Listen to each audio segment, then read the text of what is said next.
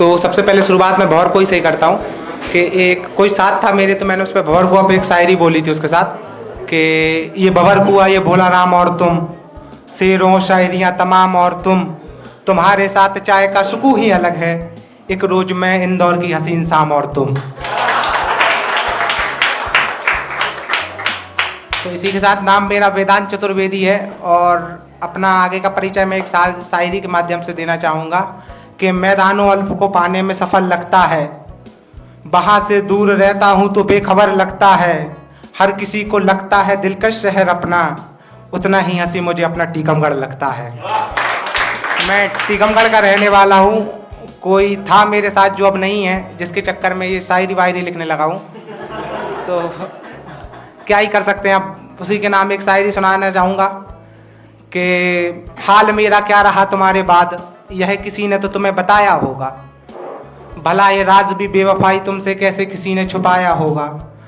हाल मेरा क्या रहा तुम्हारे बाद, यह किसी ने तो तुम्हें बताया होगा, भला ये राज भी बेवफाई तुमसे कैसे किसी ने छुपाया होगा। और अब मोहब्बत के नाम से रूह भी कांप उठती है मेरी, अब मोहब्बत के नाम से रूह भी कांप उठती है मेरी, ना जाने बेवफाई का हुनर तुमने कितनों को सिखाया होगा।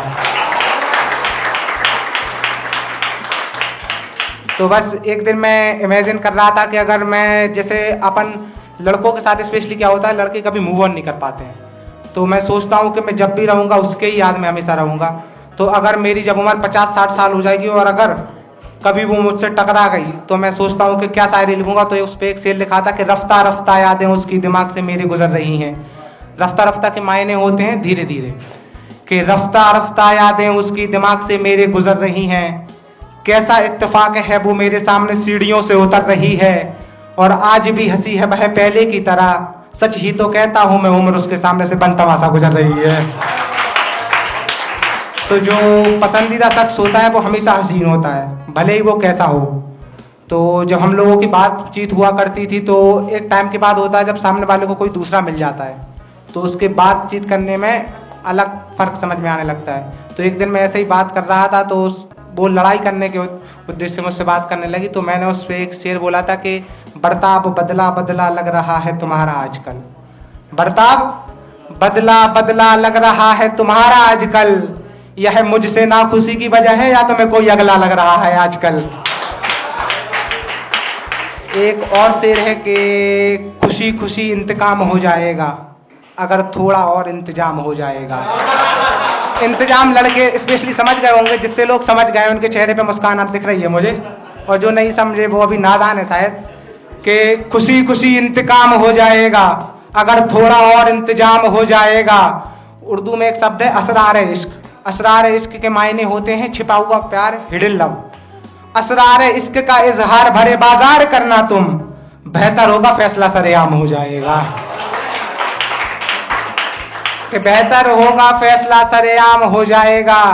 मुकम्मल हुआ इश्क तो तुझसे नाता टूटेगा है शराब, मुकम्मल हुआ इश्क तो तुझसे नाता टूटेगा है शराब, अगर उसने किया इनकार तो एक घूंट उसके नाम हो जाएगा,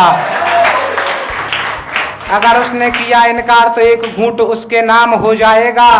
वो फैसला सुनाने को तो है जान अलग पे अटकी, वो फैसला सुनाने को है तो जान अलग पे अटकी, अगर मना कर दिया उसने तो शायर बदनाम हो जाएगा।